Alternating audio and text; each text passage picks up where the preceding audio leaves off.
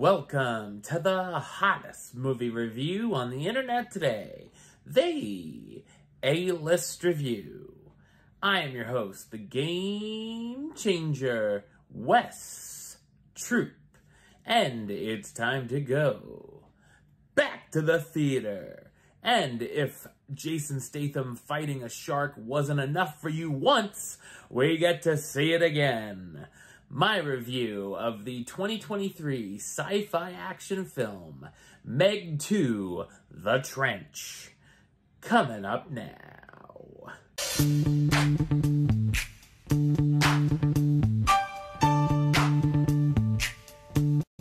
Taking place 5 years after the first film, Jonas Taylor has been helping fight environmental crimes and has also helped the research team of Mana 1 exploring deep into the trench where a megalodon has been found. The crew not only discovers Megs in the trench, but also an evil mining corporation they look to fight back against. So what did I think of Meg 2: The Trench? I thought it's a dreadful science fiction action sequel. It's based on the 1999 novel The Trench by Stephen Alton.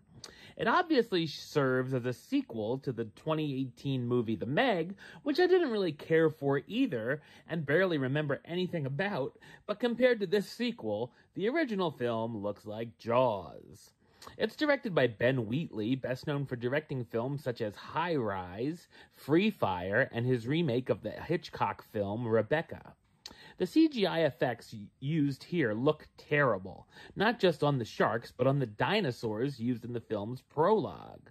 There's also a portion underwater where all of the characters are in suits and we can't see what's going on or even who's who in the suits.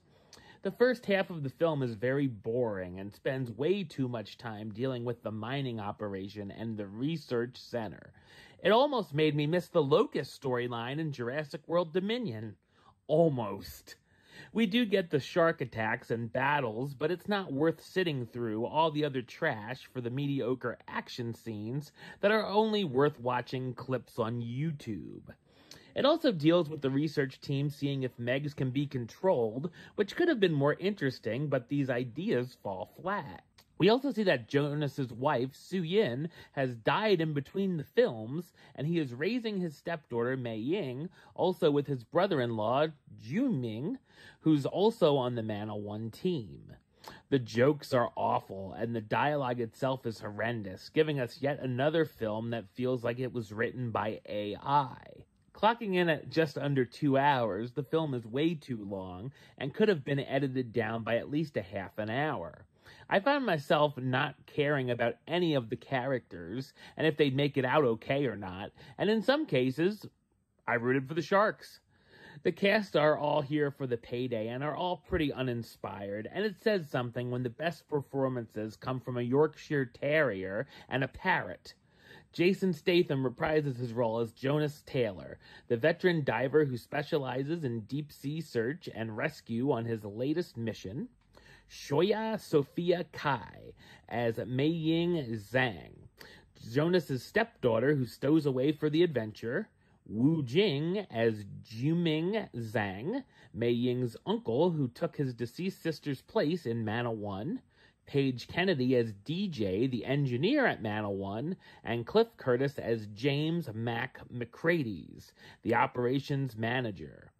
Meg 2: The Trench could have been a dumb, fun popcorn flick, but instead it's just a painful, miserable experience.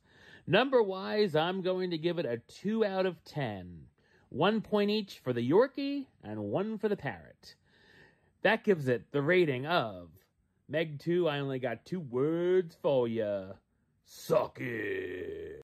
Alright, well that's the show. I'll be back with another review very soon. But until then, don't forget to subscribe, like, and comment right here on YouTube. youtube.com/westside515. Like the show on Facebook, facebook.com/westtroupaList. And of course, you can follow me on the X, the Instagram, and Letterboxd at Wes A List. Until next time, Troop out.